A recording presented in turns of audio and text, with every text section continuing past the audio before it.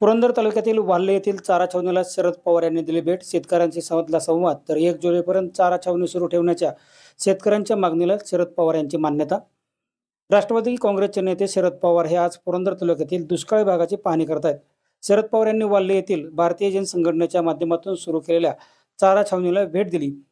त्याचबरोबर त्यांनी तेथील शेतकरी वर्गाशी संवाद साधलाय। तुमच्याकडे कोणत्या जातीच्या गायी आहेत, किती दूध देतात, त्यांच्या आरोग्याच्या काही समस्या आहेत का, दुधाला दर किती मिळतो, असे विषयावर शरद पवार यांनी शेतकऱ्यांशी संवाद साधलाय। दरम्यान उपस्थित असलेल्या शेतकऱ्यांनी सदरची छावणी 1 जुलैपर्यंत चालू ठेवण्याची मागणी केली। यावर शरद पवारांनी त्यांना तात्काळ मान्यता दिली। तर जैन संघटनेने सुद्धा जोपर्यंत जनावरे छावणीत आहेत तोपर्यंत ही छावणी सुरूच राहील असं म्हटलंय। यानंतर शरद पवार वाल्हे येथील मंदिरात नागरिकांशी संवाद साधण्यासाठी मार्गस्थ झालेत। डिटेल माहिती द्या। ज्यावेळेस पुरंदरमध्ये दुष्काळाची स्थिती होती,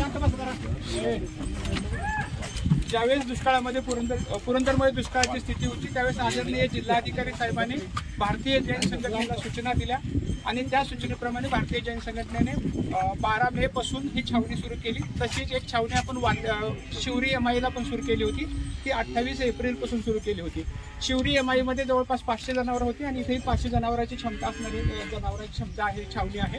इथं जवळपास 12 वाड्यांची जनावरं आहेत आणि जवळपास 6 ते 7 किलोमीटर अंतरावरून ही सर्व जनावरं या ठिकाणी आली। 500च्या छावणीची क्षमता होती, 470 जनावरांची एक लेवल त्यापर्यंत जनावरं सगळी आली आणि आता 330 जनावरं आज छावणीमध्ये आहेत। पावसामुळे थोडेसे जनावरे इकडे गेले आहेत। भारतीय जैन संघटनेचे शांतीरावजी मोठा साहेबांच्या वतीने ह्या दोन्ही छावण्या चालू करण्यात आल्या होत्या आणि भारतीय जैन संघटनेला आदरणीय शरद पवार साहेबांचं 1993 पासून सातत्याने मार्गदर्शन आहे। मी स्वतः साहेब लातूरच्या भूकंपातला आहे आणि तिथून 1200 विद्यार्थी जे आपण आणलेले होते ते विद्यार्थी लातूर भूकंपातून इथे आले होते आणि 1200पैकी आज 900 विद्यार्थी शिकून वेगवेगळ्या ठिकाणी पदावर कार्यरत आहेत। जसं आपण मुलांच्या कार्यक्रमाने त्याचा उल्लेख पण केला होता आणि आज सगळीकडे आहेत। सूरज गदादे नावाचा एक विद्यार्थी आहे, तो आपल्या शाळेतला आहे, तो पुरंदरमध्ये काम करतोय भारतीय जैन संघटनेच्या माध्यमातून। तर सर्वांचं सहकार्य भेटलं, विशेष करून गावकऱ्यांनी खूप सहकार्य केलं। एकही गोष्टीची आम्हाला कमतरता पडू दिली नाही आणि छान रीतीने आहे।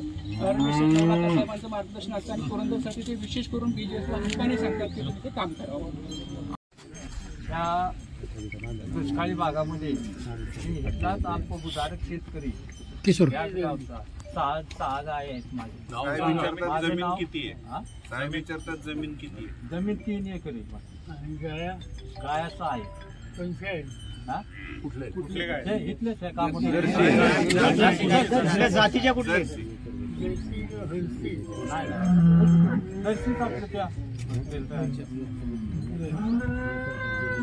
आणि इथं ह्या पट्ट्यामध्ये पाऊस फारच अत्यंत कमी, आता सुद्धा कमी अल्पसा झालेला आहे। त्याच्यामुळे विहिरीत तर पाणी नाही, टँकरने पाणी पुरवठा केला जात नाही। त्याच्यामुळं आम्हाला ती छावणीची मुदत वाढवून पाहिजे। आम्ही त्यांनाही विनंती करतोय, पाऊस